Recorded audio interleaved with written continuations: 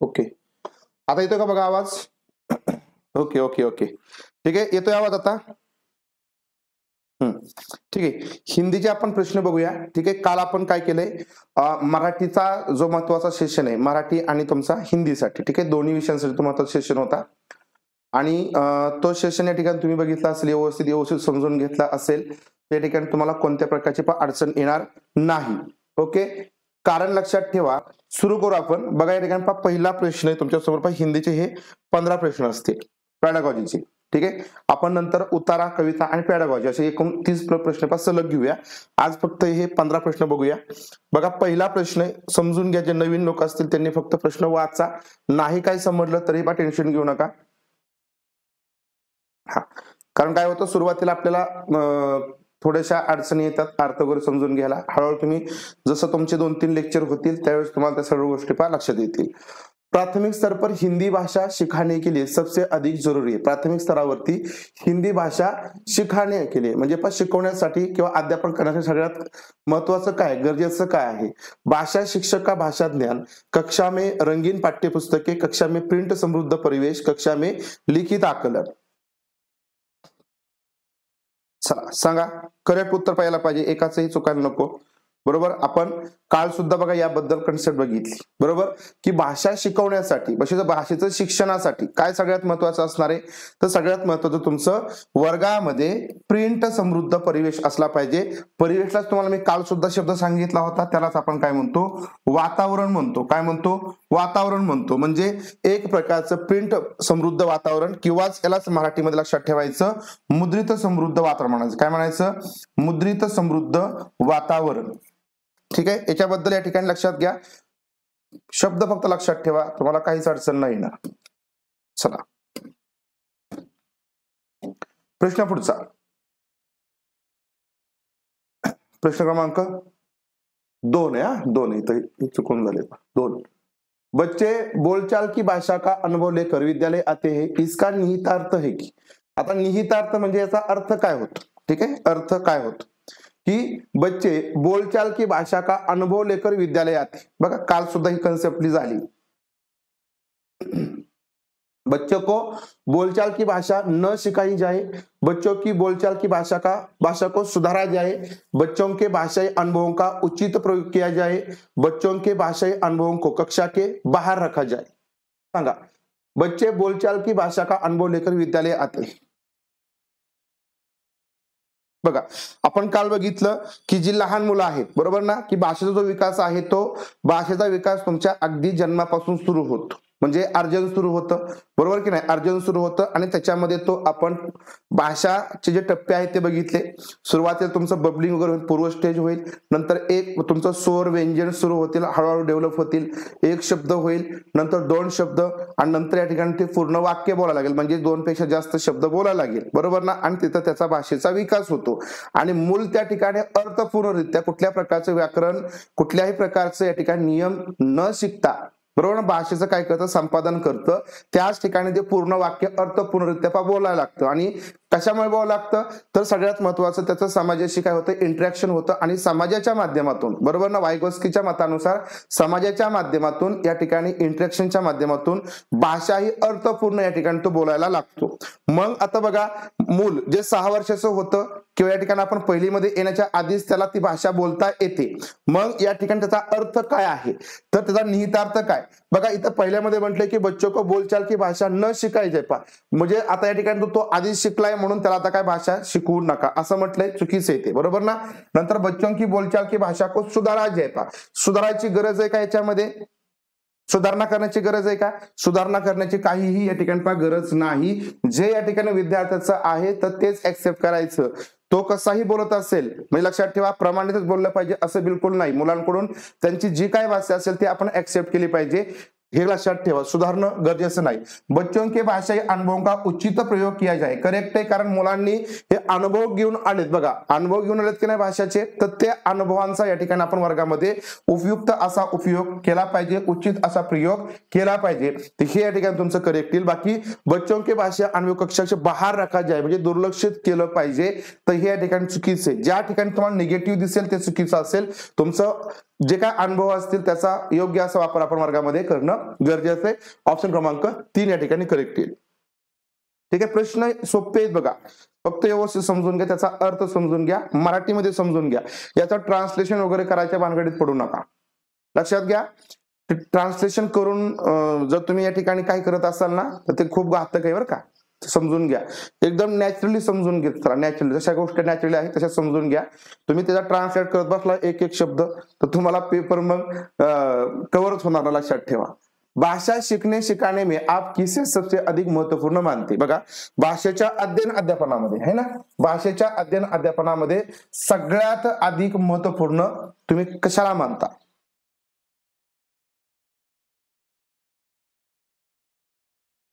पहिलं काय म्हटलंय, संज्ञानात्मक विकास, कॉग्निटिव्ह डेव्हलपमेंट, सामाजिक अंतरक्रिया, सोशल इंटरॅक्शन, दृश्य श्राव्य सामग्री, ऑडिओ लिंग्वल आणि बाल साहित्य. बघा, शिकाने में बरोबर ना, अध्ययन अध्यापनासाठी सगळ्यात उपयुक्त काय, सगळ्यात उपयुक्त बघा. आता इथं म्हणतो फक्त संज्ञानात्मक विकास, कॉग्निटिव्ह डेव्हलपमेंट. आता कॉग्निटिव्ह डेव्हलपमेंट ठीक आहे, ते मुलं स्वतः करतील, स्वतः त्या ठिकाणी बौद्धिक जसं मॅच्युरिटी येईल तसं ते विकसित होईल बरोबर ना. परंतु या ठिकाणी याची गती इथं कमी असेल किंवा तो त्याच्या अनुसार शिकेल बरोबर ना. परंतु जर आपण सामाजिक अंतरक्रिया केली म्हणजे वैगोस्कीच्या मतानुसार सोशल इंटरॅक्शन केलं बरोबर की नाही, म्हणजे आपल्या शेजारी पाजारी जर जास्त तसं प्रकारचं वातावरण असेल याचा संदर्भही आपण वातावरणाशी घ्यायचा. वातावरण तुमचं जेवढं चांगलं असेल, जेवढं आपण ते क्रिएट करू, सोशल इंटरॅक्शन, चर्चा करूया, विद्यार्थ्यांमध्ये आदान प्रदान करूया विचारांचं, तर त्यावेळेस या ठिकाणी विद्यार्थ्यांचं अध्ययनही चांगलं होतं आणि आपलं अध्यापन सुद्धा चांगलं होतं. बघा, तुम्ही ज्यावेळेस शाळेमध्ये आपण शिकवतो मुलांशी, ज्यावेळेस मुलं स्वतः आपल्याला काय प्रश्न विचारतील, आपण मुलांना त्याबद्दल अजून एक्स्ट्राची काहीतरी माहिती देतो, त्यावेळेस आपलं इंटरॅक्शन चांगलं होतं. आणि इंटरॅक्शन ज्या दिवशी चांगलं होतं त्या दिवशी अध्यापनही चांगलं होतं, मुलांचं अध्ययनही चांगलं होतं. परंतु जर मुलांनी काहीच नाही विचारलं, फक्त आपण बोलत गेलो, तर त्या ठिकाणी आपल्याही मनाला कुठेतरी काहीतरी चुकल्यासारखं वाटतं बरोबर. म्हणून या ठिकाणी तुम्हाला मी वारंवार सांगतो की तुमच्या अडचणी विचारत चला, त्याच्यावरती आपलं इंटरॅक्शन करता येतं. आणि लक्षात ठेवा, एखादा मुद्दा जर आपण तसा चर्चेत आणला, तशी चर्चा घडवली, तर त्याचा फायदा तुम्हाला 100% परीक्षेमध्ये होतो. कारण ते लक्षात राहतं, आपण कधीच विसरत नाही. चुकलेली सुद्धा गोष्ट आपण कधी विसरत नाही. त्यामुळे चुकलं तरी घाबरायचं नाही, बिनधास्त विचारायचं. तर सामाजिक अंतरक्रिया यासाठीच महत्वाची असते की या ठिकाणी त्याच्यामध्ये अध्ययन अध्यापन खूप चांगल्या प्रकारचं होत असतं. बाकी दृश्य श्राव्य सामग्री हे तर उपयुक्त आहे, हे पण उपयुक्त आहे, परंतु कमी प्रमाणामध्ये त्याचा उपयोग होतो. ठीक आहे, तर तुमची सामाजिक अंतरक्रिया ही सगळ्यात महत्वाची असते. चला, प्रश्न क्रमांक 4. चला, good morning Rana madam, good morning.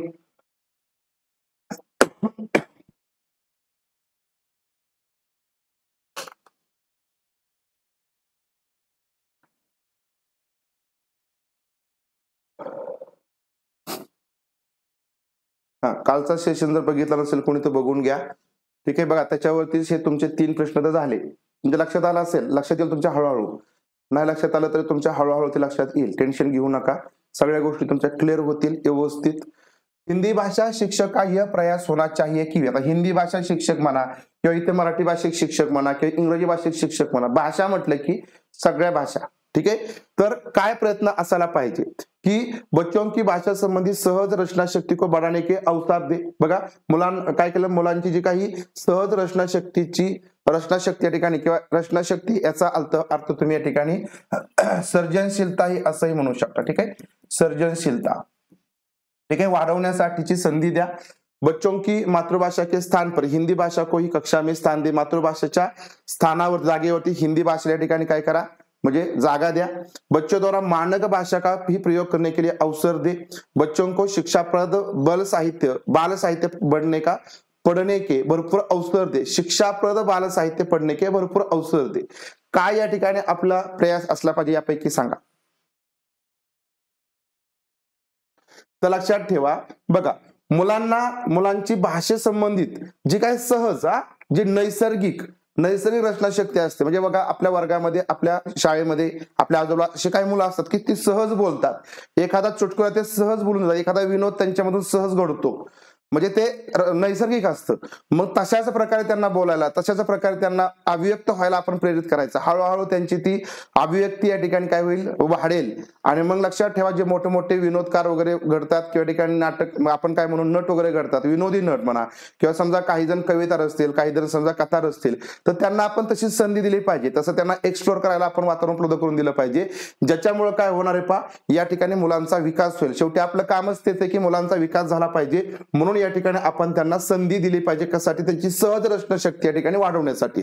आता दुसऱ्यामध्ये काय म्हटलंय बघा, की बच्चों की मातृभाषा के स्थान पर, बघा मातृभाषेच्या ऐवजी हिंदीला या ठिकाणी स्थान देणं, तर हे चुकीचं आहे. म्हणजे मातृभाषा काढायची आणि दुसरं स्थान द्यायचं असं कधीही करायचं नाही.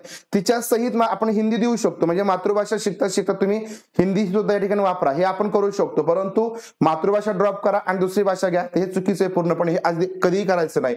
बच्चे द्वारा मानक भाषा, मानक भाषा म्हणजे जी प्रमाणित भाषा आहे, स्टँडर्डाइज भाषा आहे, तर तीच या ठिकाणी वापरा, हे चुकीचं आहे. लक्षात घ्या, मुलांची जी काही भाषा असेल, जे काही त्यांचे प्रोनाउन्सिएशन ते आपण ऍक्सेप्ट केले पाहिजे.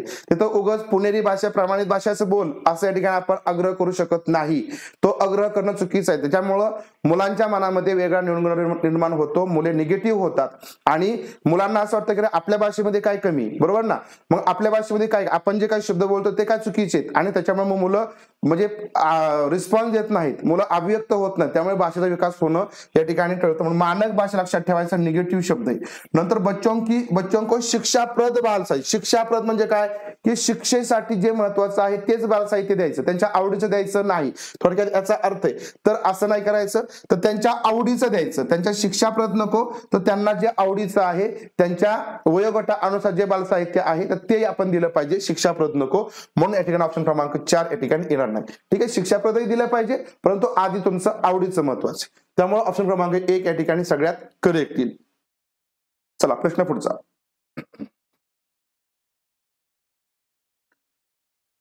कक्षा 5 के बच्चों की भाषा आकलन के संदर्भ में आप किस सवाल को सबसे कमजोर मानते हैं?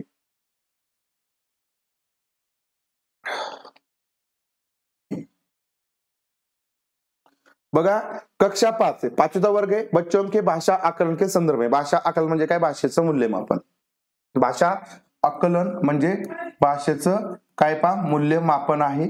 याच्या संदर्भात तुम्ही कोणता सवाल सगळ्यात या ठिकाणी म्हणजे कमजोर मानता, की ज्याच्या माध्यमातून भाषेचं आकलन वगैरे होणार नाही.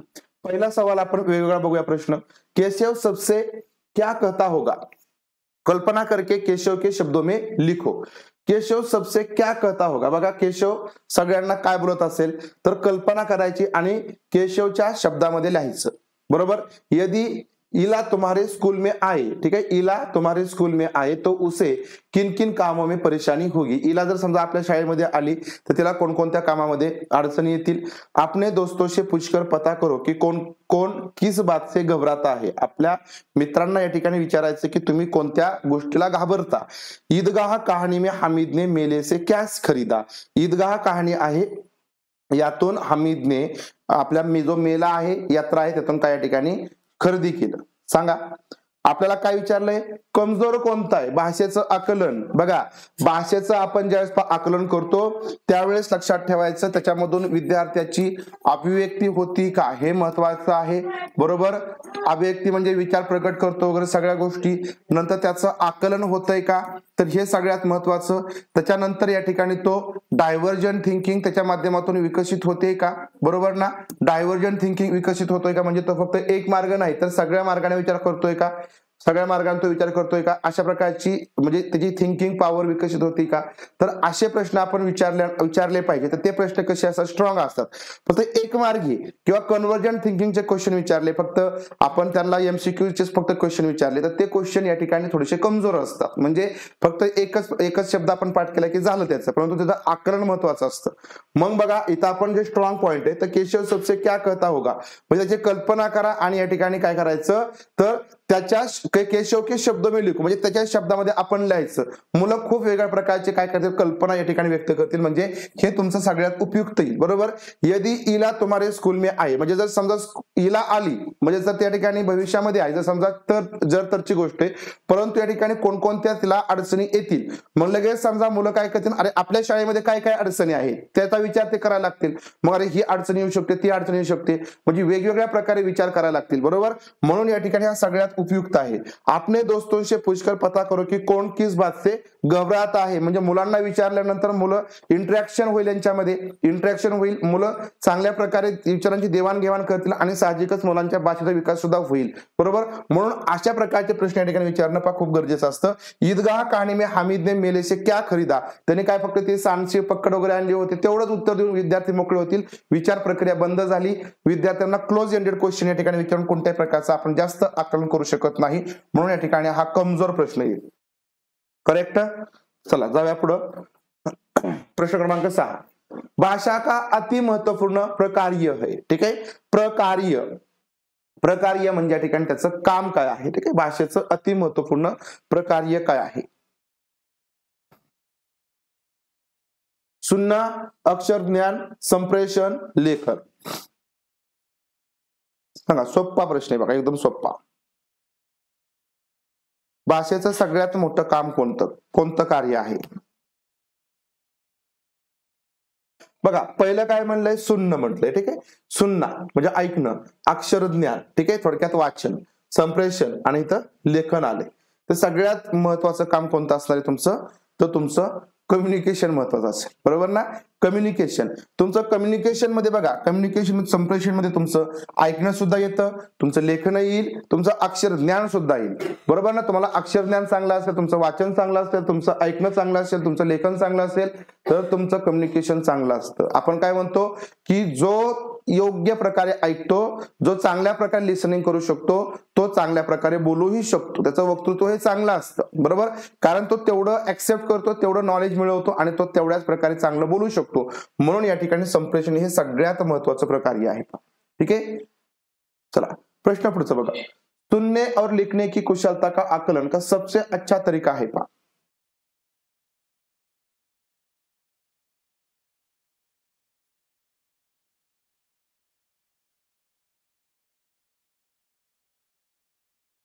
सुनने और लिखने की कुशलता का आकलन का सबसे अच्छा तरीका कौन सा है. श्रवण आणि लेखन. ठीक आहे, कौशल्य. ठीक आहे, सुनने और लेखन की कुशलता का आकलन, याचं मूल्यांकन करायचंय. सगळ्यात योग्य पद्धत कोणती. पहिलं म्हटलंय कविता सुनना और शब्दशः लिखना. कविता काय करायची, ऐकायची आणि शब्दशः लिहायची. बघा, शब्दशः लिहिणं म्हणजे काय, जसा शब्द आहे तसंच लिहा. ठीक आहे, तो काय उपयुक्ती पद्धत नसते. लक्षात घ्या, शब्दशः असेल तर त्या ठिकाणी उपयुक्त नसते, हे कायम लक्षात ठेवा. शब्दशः म्हणजे थोडक्यात कॉपी पेस्ट करणं हे उपयुक्त नसतं. कविता सुनकर प्रश्नों की उत्तर लिहा. कविता ऐका आणि प्रश्नांची उत्तरं लिहा. ठीक आहे, याच्यामध्ये आपल्याला सुनणे आणि लेखणं, फक्त याच्यामध्ये प्रश्नांची उत्तरं लिहिणं हे अपेक्षित नाही, म्हणून दुसरा येणार नाही. सुनी गई कहानी को अपने शब्दों में लिखना. बघा, तुम्हाला ज्यावेळेस तुम्ही ऐकण्यामध्ये काय महत्वाचं असतं, तर सगळ्यात महत्वाचं आकलन महत्वाचं आहे. त्यानंतर या ठिकाणी तुम्हाला अर्थग्रहण महत्वाचं आहे. बरोबर ना, अर्थग्रहण किंवा आकलन हे सगळ्यात महत्वाचं. त्याच्यानंतर तुम्हाला या ठिकाणी अंदाज लावता आला पाहिजे. काय लावता आला पाहिजे, अंदाज लावता आला पाहिजे. म्हणजे अंदाज म्हणजे कसा, की तुम्ही जे काय ऐकताय ते नेमकं कशाच्या संदर्भाने असेल. तुम्ही जर अंदाजच नाही तुम्हाला लावता आला, बरोबर ना, तर या ठिकाणी आपण अर्थग्रहणही चांगल्या प्रकारे करू शकत नाही. अर्थही लावता आपल्याला व्यवस्थित येणार नाही. म्हणून ते शब्दशः नको, इथं प्रश्नांची उत्तरं फक्त द्यायला नको, तर तुम्ही जी काय कहाणी ऐकलेली आहे ती तुमच्या शब्दामध्ये लिहिली पाहिजे. तुम्हाला जे काही समजले, जो काही सार आहे तो लिहिला पाहिजे. तर हे सगळ्यात या ठिकाणी उपयुक्त आहे. बरोबर, सुनी गई कहाणी को शब्दशः, इथं सुद्धा शब्दशः आला, शब्दशः येईल का, शब्दशः येणार नाही. ठीक आहे, हेच शब्द काही महत्वाचे लक्षात ठेवायचे, एवढंच फक्त करायचं, बाकी जास्त काही करायचं नाही. चला प्रश्न पुढचा. पैकी मार्क आले पाहिजे बरं काय यावेळेस. आता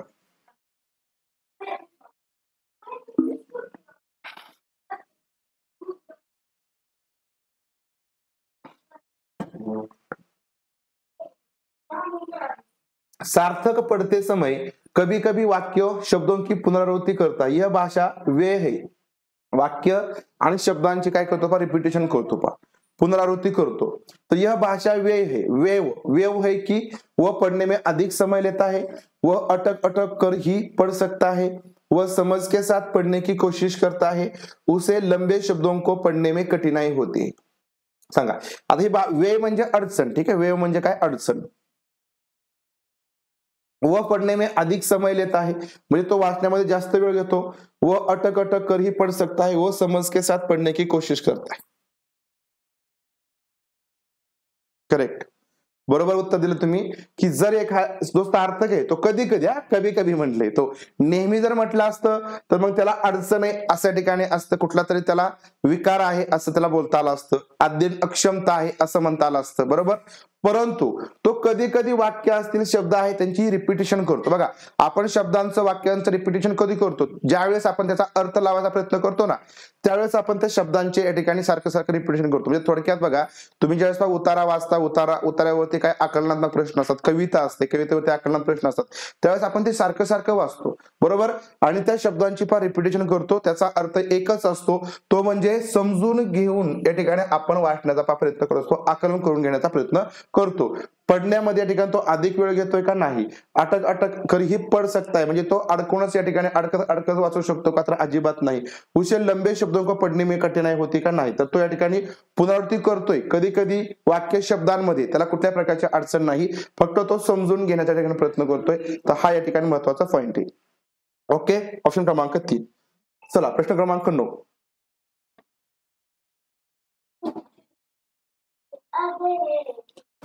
प्रश्न क्रमांक 9 आहे बघा.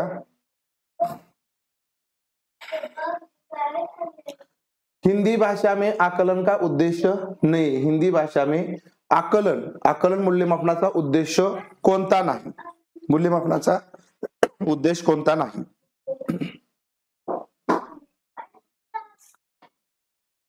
बच्चों की भाषा प्रगति को अभिभावकों और अन्य शिक्षकों को बताना, भाषा सीखने के संदर्भ में प्रत्येक बच्चों की विशेष आवश्यकता की पहचान करना, भाषा सीखने सिखाने की प्रक्रिया को उन्नत बनाना, बच्चों की भाषागत त्रुटियों की ही पहचान करना. सांगा उद्देश कोणता नाही, आकलनाचा मूल्यमापनाचा उद्देश कोणता नाही. बघा पहिला उद्देश काय म्हटलंय की बच्चों की भाषा प्रगती, मुलांची जी काय भाषेची प्रगती होईल ती अभिभावक म्हणजे कोण, आपले पालक, बरोबर ना, पालक आणि अन्य शिक्षकों को या ठिकाणी बताना.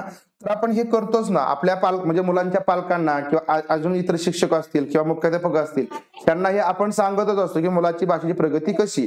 हा उद्देश तो तुमच्या आकलनाचा असतो, मूल्यमापनाचा असतो. हे पहिलं करेक्ट आहे. भाषा शिकणे के संदर्भ, भाषेच्या शिकण्याच्या संदर्भात प्रत्येक बच्चे की विशेष आवश्यकता की पहचान करणं, म्हणजे आपण मूल्यमापन करण्याचा उद्देश हा सुद्धा असतो की बाबा मुलांना भाषा शिकत असताना काय अडचणी येत आहेत का, त्यांना कोणती गरज आहे का, कोणती त्यांच्यात कमतरता आहे का, हे ओळखण्यासाठी आपण मूल्यमापन करतो. मग ते बघा कमतरता ओळखण्यासाठी आपण डायग्नोस्टिक मूल्यमापन करतो किंवा टेस्ट करतो, बरोबर ना. म्हणजेच विशेष काय गरज असेल का याची ओळख किंवा हे समजून घेण्यासाठी आपण मूल्यमापन करतो. म्हणजे हा उद्देश तुमचा येणार आहे, करेक्ट उद्देश येणार आहे. भाषा सीखने सिखाने की प्रक्रिया को उन्नत बनाना. उन्नत बनाना म्हणजे काय लक्षात घ्यायचं, उन्नत बनाना म्हणजे या ठिकाणी आपण म्हणूया की प्रगत बनाना. ठीक आहे, या ठिकाणी काय करायची, प्रगत चांगल्या प्रकारची डेव्हलप करायची, बरोबर ना. म्हणून या ठिकाणी मूल्यमापनाचा उद्देश हा सुद्धा असतो की मूल्यमापन आपण आपल्या शिक्षकांसाठी सुद्धा करत असतो आणि विद्यार्थ्यांसाठी सुद्धा करत असतो, बरोबर. म्हणजे आपल्याला समजतं की आपल्या अध्यापनामध्ये काय अजून सुधारणा केली पाहिजे आणि त्याच्या अनुसार आपण काय करतो, सुधारणा करत असतो. बच्चों की भाषागत त्रुटि को ही पहचान करना, फक्त मुलांची भाषेच्या त्रुटीच फक्त ओळखण्यासाठी आपण मूल्यमापन करतो का, अजिबात नाही. ठीक आहे, फक्त त्रुटी ओळखण्यासाठी नाही, त्याची प्रगती काय आहे ती ओळखण्यासाठी असेल किंवा ठिकाणी आपल्याला अध्ययनामध्ये काय सुधारणा करता येईल यासाठी आपण हे मूल्यमापन करत असतो. ऑप्शन क्रमांक 4 या ठिकाणी बिलकुल चुकीचा आहे, बरोबर ना.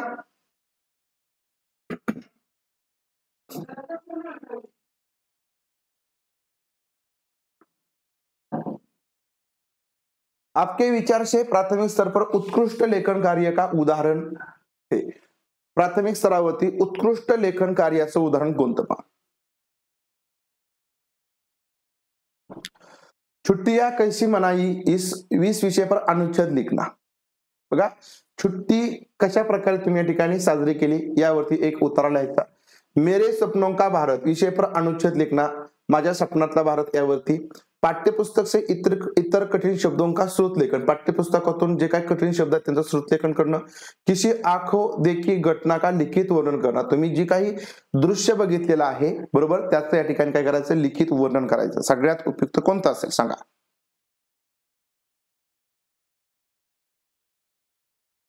Correct, very good. बघा या ठिकाणी विचार, आपल्या विचाराने प्राथमिक स्तरावरती उत्कृष्ट लेखन कार्य. बघा प्राथमिक स्तर कोणता आहे? प्राथमिक स्तर आहे. प्राथमिक स्तर म्हणजे आपण इथं म्हणू शकतो की 1ली ते 5वीची मुलं आहेत. मग त्या मुलांना आपण एखादी सुट्टी कशा प्रकारे साजरी केली त्याच्यावरती अनुच्छेद लिहा, बरोबर ना? अनुच्छेद लिहा.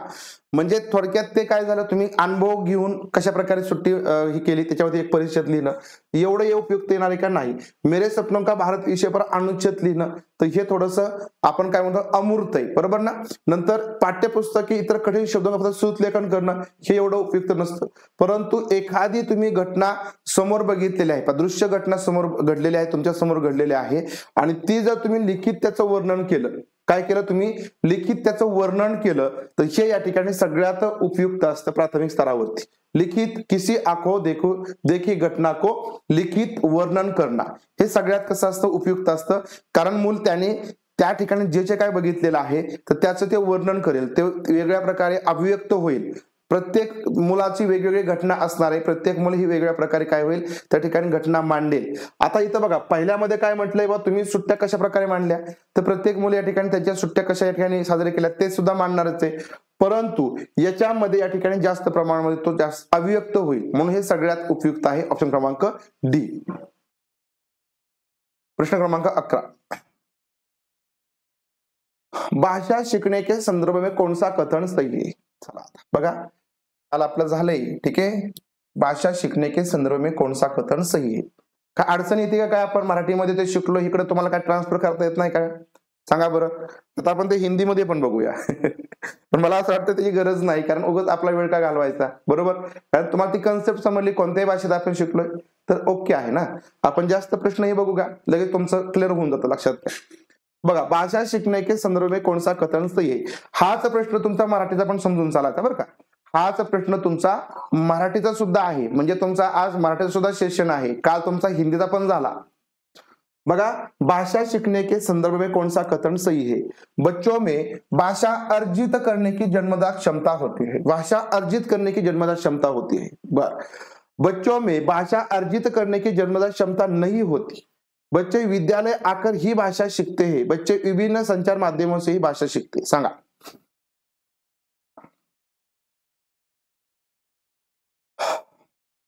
भाषा शिकण्याच्या संदर्भात सगळ्यात उपयुक्त कोणते ना, की भाषा में बच्चों में भाषा अर्जित करने की जन्मजात क्षमता होती है. ठीक है, कोणतं येईल? ऑप्शन क्रमांक 1 येईल. बच्चों में भाषा अर्जित करने की जन्मजात क्षमता होती है. ठीक है, ऑप्शन क्रमांक 1 या ठिकाणी पा करेक्ट येणार. चला प्रश्न पुढे. डिस्ग्राफिया में प्रभावित बच्चों को मुख्य रूप से डैश डैश में कठिनाई होती है. आता बघा, तुम्हाला मी तर काही गोष्टी सांगतो की पहिलं तुमचं या ठिकाणी असणार आहे पा डिस्लेक्सिया. डिस्ग्राफिया, ठीक आहे. हे या ठिकाणी महत्वाचं आहे. हे दोन या ठिकाणी आपल्या लेखनामध्ये वाचनामध्ये या महत्वाच्या अडचणी येतात आणि याच्यावर तुम्हाला हे प्रश्न विचारले जातात. तर इथं कायम लक्षात ठेवायचं, डिस्लेक्सिया म्हटलं की ही तुमची वाचनाशी संदर्भात असते. वाचनाशी संदर्भात असते डिस्लेक्सिया. त्याच्यानंतर बघा, त्याच्यानंतर तुमचं डिस्ग्राफिया असेल, ग्राफिया, ठीक आहे, ग्राफिया असेल तर हे तुमचं लेखनाशी संदर्भात असतं. काय असतं? लेखनाशी संदर्भात असतं. ग्राफिया याचं काय लक्षात, काय ग्राफ म्हणलं की आपण तो काढतो, म्हणजे थोडक्यात लेखन. डिस्लेक्सिया, कारण इथं बऱ्याच जणांचं कन्फ्युजन होतं. लेक्सिया म्हणले की बऱ्याच जणांना असं वाटतं की ते लेखनाच्या संदर्भात, असं नाही. तर डिस्लेक्सिया म्हणलं की ते वाचन, डिस्ग्राफिया म्हणले पण लेखनाच्या संदर्भात. तर मग डिस्ग्राफिया से प्रभावित बच्चों को मुख्य रूप से डैश डैश में कठिनाई होती है. डिस्ग्राफिया मग काय येणार तुमचं? बघा, सुनणे, बोलणे, पढ़ने की लिखणे.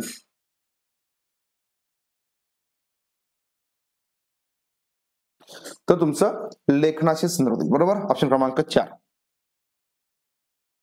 प्रश्न पुढचा, प्रश्न क्रमांक 13. प्राथमिक स्तर की हिंदी भाषा की पाठ्यपुस्तक में आप किसे सर्वाधिक महत्वपूर्ण मानते? प्राथमिक स्तरावरची हिंदी भाषेचे पाठ्यपुस्तक आहे, तर त्याच्यामध्ये सगळ्यात महत्वपूर्ण काय असेल? आपल्या मते सगळ्यात महत्वाचं काय असेल?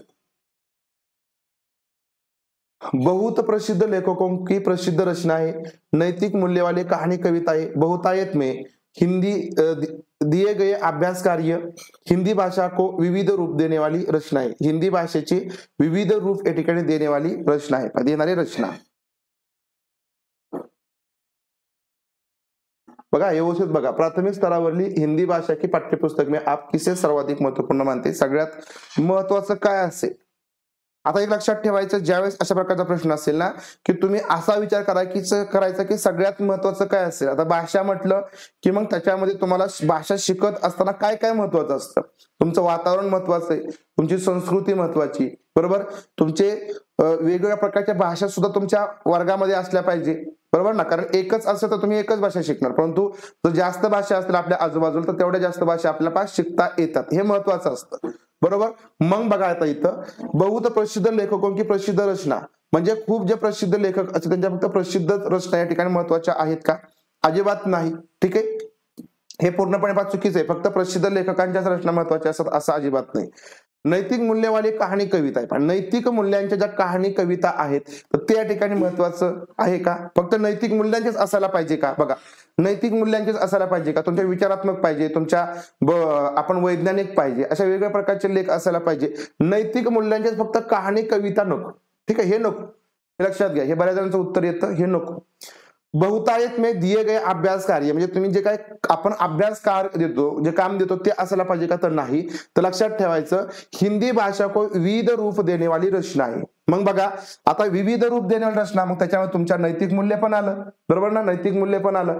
त्याच्यानंतर याच्यामध्ये तुमच्या कथा येतील, म्हणजे सगळं येईल याच्यामध्ये. कविता येतील, वेगवेगळ्या प्रकारचे जे काही समजा लेख असतील ते सगळे याच्यामध्ये येतील. म्हणजे बघा काय म्हटलं की हिंदी भाषा असेल किंवा मराठी भाषा असेल, कोणती भाषा असू द्या, तर त्याला वेगवेगळ्या प्रकारची रूप देणाऱ्या ज्या काही रचना असतील, बरोबर ना.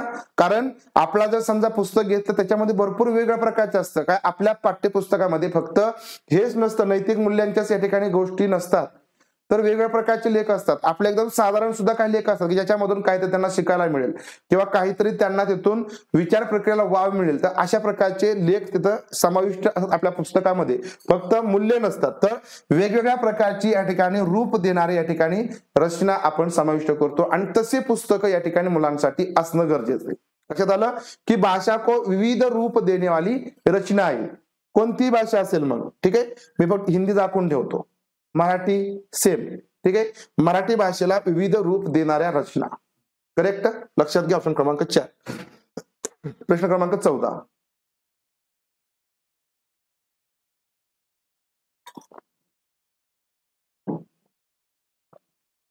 बहुभाषिक कक्षा में बच्चों की भाषा. बहुभाषिक वर्ग आहे, बहुभाषिक वर्ग आहे, तर याच्यामध्ये मुलांची भाषा. बहुभाषिक कक्षा में बच्चों की भाषा है, संसाधन के रूप में कार्य कर सकती है. संसाधन के रूप में कार्य कर सकती है. शिक्षक के लिए बेहद जटिल चुनौती है. आकलन की प्रक्रिया को बाधित करती है. भाषा सीखने की प्रक्रिया को बाधित करती. बघा सोपा प्रश्न आहे, एकदम सोपा आला की नाही. बघा जटिल चुनौती आहे का, नाही. बाधित करणार आहे का, बाधित करणार आहे का, अजिबात नाही. ऑप्शन क्रमांक तुमचं एक डोळं झाकून येणार, बरोबर. संसाधन के रूप में कार्य कर सकते. तर लक्षात ठेवायचं, बहुभाषिक वर्गामध्ये मुलांची भाषा. बहुभाषिक वर्ग ही कन्सेप्ट काय असते की जो वर्ग आहे त्या वर्गामध्ये मुलांची जी काही भाषा असेल, मुलांची भाषा कोणती असेल की समजा आपल्या वर्गामध्ये 10 विद्यार्थी आहेत, तर 10 विद्यार्थीपैकी 4-5 विद्यार्थी आपण म्हणू की फक्त मराठी भाषिक आहेत. बाकी जे काही 4-5 विद्यार्थी आहेत, कोण हिंदी भाषिक असेल, कोण बंगाली भाषिक असेल, कोण इंग्रजी माध्यमाचा असेल, म्हणजे इंग्रजी त्यांची भाषा मातृभाषा असेल. मग त्या भाषेचा आपण काय करायचा, वर्गामध्ये एक साधन म्हणून वापर करायचा. कारण लक्षात ठेवा, मूळ काय एक मूळ स्रोत आहे. लक्षात घ्या, मूल काय आहे, एक मूळ स्रोत आहे की ज्याच्या माध्यमातून ती भाषा उद्गत होणार आहे. म्हणजे हिंदी माध्यमाची, हिंदी प्राथमिक भाषा किंवा मातृभाषा असणारा जो मूल आहे, तर ते हिंदी त्यातून तसं बोलणार आहे. त्याचे शब्द मुलांना, इतर मुलांना ऐकायला मिळतील. मग इतर मुलांचा हिंदीमधून जो या ठिकाणी विकास आहे तो होणार आहे. मुलं ती भाषा शिकतील. एखादा उर्दू असेल ते शब्द मुलांना या ठिकाणी समजतील, आणि मग अशा बहुभाषिकतेचा आपण एक साधन म्हणून, एक संसाधन म्हणून वापर करणं गरजेचं असतं. ठीक आहे. मग इथं बघा, इथे तुम्हाला सांगतो आता इथं जाता जाता की बहुभाषिक वर्ग असेल ना, तर त्याच्यामध्ये आपण मुलांच्या भाषेचा वापर करायचा. मग मुलांच्या भाषेचा वापर करत असताना त्यांच्या भाषेमधील जे काही समजा काही आपण म्हणू की ग्रीटिंग्स करतात, म्हणजे समजा नमस्कार करतो आपण, समजा काय समजा हिंदी भाषिक असतात त्यांच्या भाषेमधून काय कशा प्रकारे त्या शब्दांना वापरलं जातं किंवा कशा प्रकारे ग्रीटिंग्स करतील, तर ते शब्द मुलांना वापरायला लावायची. त्यानंतर भाज्यांची नावं काय आहेत वेगवेगळ्या प्रकारची, तर त्या त्यांना सांगायला लावायची. म्हणजे बहुभाषेचा आपण अशा प्रकारे वापर करून घेऊ शकतो. किंवा समजा आपण काय म्हणू की त्यांच्या भाषेमध्ये समजा आई वडील असतील किंवा समजा आपल्या घरामध्ये नाती गोती असतात, त्यांना कोणत्या प्रकारे त्यांना बोललं जातं, संबोधन कशा प्रकारे वापरलं जातं, हे मुलांना आपण सांगायला लावू शकतो. मग हे इतर मुलांचा त्याप्रमाणे काय होतं, विकास होतो. म्हणून एक ते साधन असतात. आणि मुलं काय असतात, मुलं त्या बहुभाषेचा मूळ स्रोत असतात. काय असतात, बहुभाषेचा मूळ स्रोत होतो, हे लक्षात ठेवा. म्हणून ऑप्शन क्रमांक 1 या ठिकाणी करेक्ट येईल. प्रश्न शेवटचा बघा, प्रश्न क्रमांक 15. बघा, कन्सेप्ट क्लिअर होत आहेत का मला एकदा सांगा. आणि असं बरेच जणांनी थोडेसे कमेंट करतात की हे ते, परंतु हळूहळू तुमच्या लक्षात येईल सगळ्या गोष्टी. पीडीएफ वगैरे वाचायच्या किंवा पुस्तक वगैरे काय वाचायचं का, असं अजिबात काहीही करू नका. अजिबात बिंदास्त राहा. ठीक आहे. जे आहे तेवढं फक्त नोट डाऊन करत चला, तेवढंच बिंदास्त तुम्ही करा. पेपर 1 ला काही अडचण नाही येणार. पेपर 2 साठी सामाजिक शास्त्राच्या तुम्हाला मी पीडीएफ अपलोड केल्यात, विज्ञानच्या मी पीडीएफ अपलोड करेल. ठीक आहे. पीडीएफ तुम्ही त्या वाचा, नोट्स स्वरूपामध्ये त्या वाचायच्या. आणि आपण एमसीक्यू घेणार आहे. एनसीईआरटीचे एमसीक्यू तुमचे घेतले की तेवढे सफिशियंट आहेत. अगदी तुमचे 2011 पासूनचे एमसीक्यू आपण घेऊया. ठीक आहे. त्यामुळे तुमचा त्याच्यामध्ये काही प्रॉब्लेम नाही येणार. फक्त पॅडागॉजी समजून घ्या, पॅडागॉजीवरती भर द्या. ठीक आहे. पॅडागॉजीवरती भर द्या, आकलनावरती भर द्या. तुमचा पेपर 100% निघेल, गॅरंटी तुम्हाला माझी. भाषा शिकणे आणि भाषा अर्जित करणे में अंतर का मुख्य आधार है. बघा, तुम्ही जर बघितलं ना, पहिल्यापासून 15 प्रश्न होते. भाषा शिक्षण आणि भाषा अर्जनावरती किती प्रश्न विचारले गेले. म्हणजे ती तुमची कन्सेप्ट क्लिअर असेल तर तुमचे 5-6 मार्क इथं तुमचे करेक्ट येणार आहेत. कन्सेप्ट फक्त क्लिअर करून घ्या. जर समजलं नसेल तर परत एकदा विचारा. बघा, भाषा की पाठ्यपुस्तके, भाषा का लिखित आकलन, भाषा का उपलब्ध परिवेश, भाषा की जटिल संरचना. बघा, भाषा शिक्षण, ठीक आहे, आणि भाषा अर्जित म्हणजे भाषा संपादन. ठीक आहे. याच्यामधला बघा अंतर म्हटलं ना आपण, काल बघितलं पॉइंट, मराठीमध्ये पॉइंट बघितला, हिंदीमध्ये तुम्हाला तो उपयुक्त येतोय. अंतर का मुख्य आधार काय असतो, करेक्ट. भाषा का उपलब्ध परिवेश म्हणजे भाषेचं वातावरण, भाषेला उपलब्ध करून देणारं वातावरण उपलब्ध करून देऊ, तर तेच तुमच्या ठिकाणी भाषेच्या अर्जनामध्ये आणि भाषेच्या शिकण्यामधला काय असतो, फरक असतो.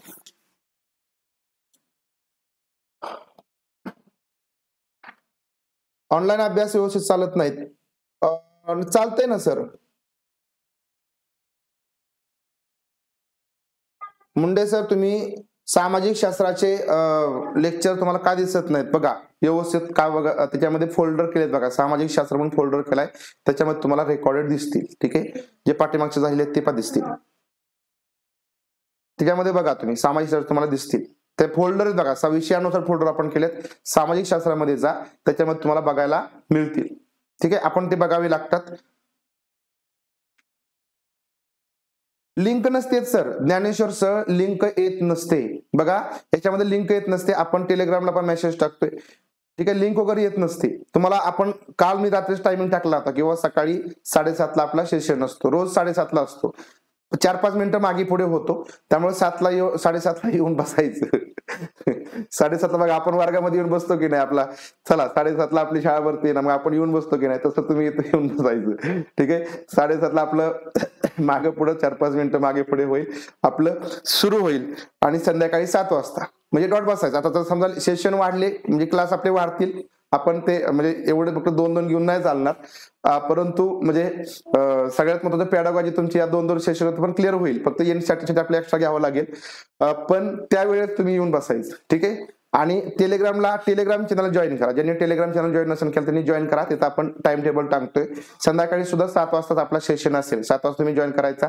आता संध्याकाळी कोणता असेल ते तुम्हाला मी ग्रुपमध्ये टाकतो, कारण काय आता हे सगळे जण रेकॉर्ड बघत नाहीत, त्यामुळे तो ग्रुपवरती मी टाकून देत असतो.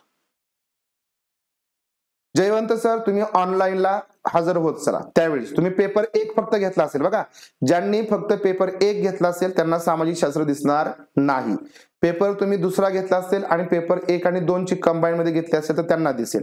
आणि तुम्ही वेळेत जर जॉईन झाला तर तुम्हाला दिसतील. तुम्ही समजा ज्या वेळेला तुमचा लेक्चर आहे त्याच वेळेस तुम्ही जॉईन झाला तर दिसेल, नाहीतर मग तो तुम्हाला लेक्चर संपला की मग रेकॉर्डेड मध्ये उपलब्ध होतो. रेकॉर्डेड तुम्हाला अर्ध्या तासामध्ये दिसतो. म्हणजे लाईव्ह सेशन संपला, आता माझा लाईव्ह सेशन संपला की अर्ध्या तासानंतर रेकॉर्डेड तुम्हाला दिसायला सुरू होतो. ठीक आहे, थांबूया आपण इथं. हा आहेत सर, जयवंत सर रात्री सामाजिक क्षेत्राचा सेशन झालाय, तुम्ही बघून घ्या. ठीक आहे, बघून घ्या, रात्री झालेलं आहे पहा, रेकॉर्डेड मध्ये बघून घ्या.